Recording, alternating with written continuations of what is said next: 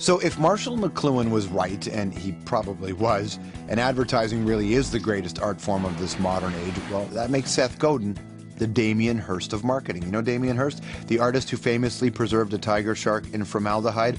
Well, Seth's a bit like that, an ultimate entrepreneur who specializes in ideas. These idea viruses spread through a population just like the flu. Ideas that have transformed him into one of America's go-to business gurus. He's a pioneer of internet marketing, the founder of Squidoo.com, which is a wickedly successful site that allows anyone, yes, even you, to build a page about any topic you're passionate about.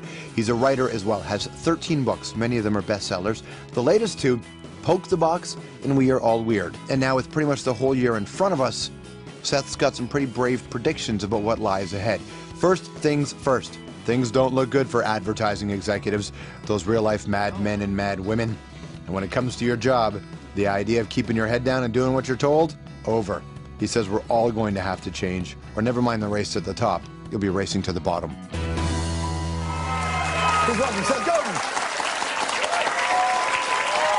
Nice to see you, man. Good to see you. Thank you. Welcome to the show. What a pleasure. You're such a pro. Oh, thank you. It's very nice to have you. I love the books, too. They're short. There's lots of them. Exactly. So you can always They're always like follow. peanuts. They're like peanuts. That's exactly right. So here we are, 2012. Are you hopeful? What a new year that was. Fantastic. Boy, wow. How was your New Year's Eve party, everybody? You're lying. No, seriously, 2012. What do you Here's the thing. The recession is a forever recession. You think There's so? a cyclical recession that comes and goes, but there's this other thing, and it's the end of the industrial age. It lasted for 80 years. For 80 years, you got a job, you did what you were told, you retired.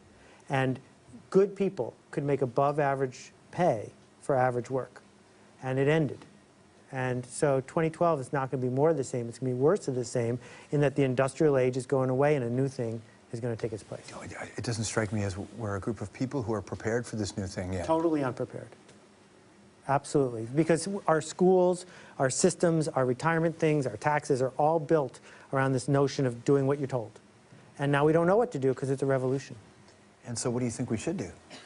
Pick yourself. Don't wait for someone to pick you. If you have a book, you don't need a publisher to pick you. You can publish it yourself. If you want to write, write. If you want to sing, sing. If you want to start a movement, start a movement. But this shift is that it doesn't matter whether you own a building or own a big company. You can now make an impact if you want to. Well, there was this idea that people think the government owes them a job, or at least owes them the opportunity to get a job. Has that changed? Well, I think the thinking hasn't changed at all, because that's what we grew up to believe, that this notion of you pay your taxes and you do what you're told and there's a pension and a safety net is hardwired in. Andrew Carnegie, Henry Ford, all those guys built it into the system. And now it's starting to crumble, and the jobs are moving. There's a McDonald's in California. You pull into the drive-thru and you say your order, and you can see the guy 12 feet away who's flipping burgers.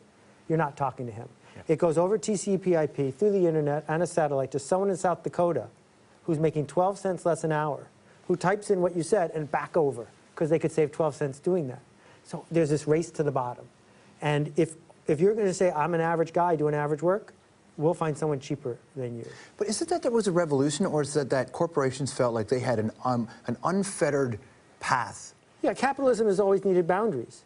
And so if you've got people racing, and if the boundaries get loosened, they're going to race faster. The alternative, though, which I'm much more interested in, is the race to the top. So while there's people who are racing to the bottom, there's... What's race to the bottom? What is that? Yeah, the race to the bottom is, how do we get cheaper? How does everything get cheaper? More Walmarts, more Targets, more stuff made by people who are getting paid ever less from cheaper materials, cheaper services, whatever. The problem with the race to the bottom is you might win, which really sucks, right? Totally. The alternative is to race to the top.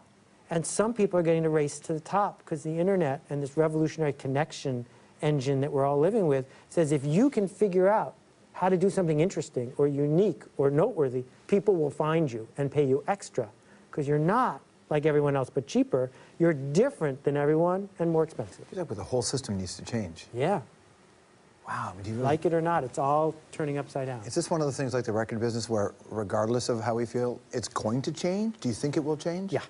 So the record business was perfect, George, in 1972. Everything about it was perfect. Rolling Stone magazine, American Top 40, Billboard. Right to the late mid-90s, yeah, then right? Yeah. Gone, all at once. More music now, by more musicians, listened to more often by more people, All of that's great, but the industry that made it, gone.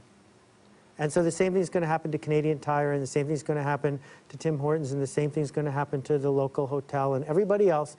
They're either going to have to choose that we're just like everyone else but a little cheaper, or they're going to have to say we're the only one. Like Rita's Candy Shop, halfway between here and Algonquin Park. Yeah. Rita's has a line out the door all summer long. She and her husband make hundreds of thousands of dollars, even though there's all these other places on Highway 11 that are struggling, because they're all the same. But there's only one Rita's. It's like Weber's if you're going north as well. Right next door to Weber's. That's right. Exactly. Algonquin Park's big in your life, isn't it? Yeah. And when did you first go there? 1970, when I was 10 years old. There's a whole run of American guys who went up to Camp Erewhon, right? Yeah. So when you first got there, what did you think of Algonquin Park? Well, you know, when you're 10 years old, all you want to do is go home because you're homesick. But then you look around and there's beaver and moose and trees, and that wears off when you're 10 years old after a couple hours. But the first time you see a moose, it's crazy, right? Yeah, this is like unbelievable. It was like the second day, there was a bear in my cabin. But what really transformed me was there are these 16-foot-long handmade cedar strip canoes. And at one point in the 50s, still in the 50s, it was the #1 vehicle in all of Canada was the canoe. And a 16-foot-long canoe is really big. And if you're 10 years old, you've never piloted something that big yourself. Maybe a bike, but that's it. Yeah. And this guy, Chuck LeBeau, got me in the boat, and I learned how to do it by myself. And that's what changed my life. This notion that I, even at the age of 10, could decide where to head and could be on my own. What about, I love the idea of everybody doing what they want, but the reality is there are a lot of jobs that just need to get done. Jobs that don't go away. Someone needs to do them, but it doesn't have to be you, does it, George? Well, who doesn't? Well, I'm worried about those people second. Right now, I'm worried about where are all the people stepping up, raising their hand, saying, I want to sing for you, I want to write for you, I want to connect for you, I want to lead this group. Right? You look at the thing that's been going on all last year with the Occupy movement. One of the interesting things about it is 24-year-olds, for no money, stood up and said, follow me. Yeah. Not all of them, just a few. Well, we can replicate that by organizing people, First Peoples, or organizing people who are really into listening to vinyl records, or whatever it is you care about. What do you think, you know, the idea of going out and doing stuff, though, and if making yourself happy, doing what you want, people are just conditioned to be afraid of things, and I think our parents' generation really beat that into us. Yeah. You need stability. Like, people are just afraid of failing, isn't that it? Well, understand 20,000 guys, mostly men, at Ford Motor Company lost their job on one day. Yeah. All of them had done everything they were told, and they all lost their job. So don't tell me stability is stable, because it's not. There's part of our brain right back here, the amygdala, it's the prehistoric brain, the lizard brain.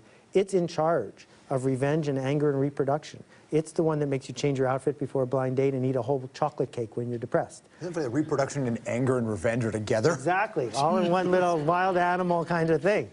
So you need to recognize the voice of that lizard. When it speaks up, when it freaks out because there's turbulence on the plane or because you're worried your boss's caller ID's on the phone, you need to say to the voice, thanks for letting me know, now let's move on, as opposed to having this fight with it, because that's what freezes us up. It's got a couple of books, We're All Weird and Poke the Box. Seth Godin, everybody. We'll be right back. Thanks.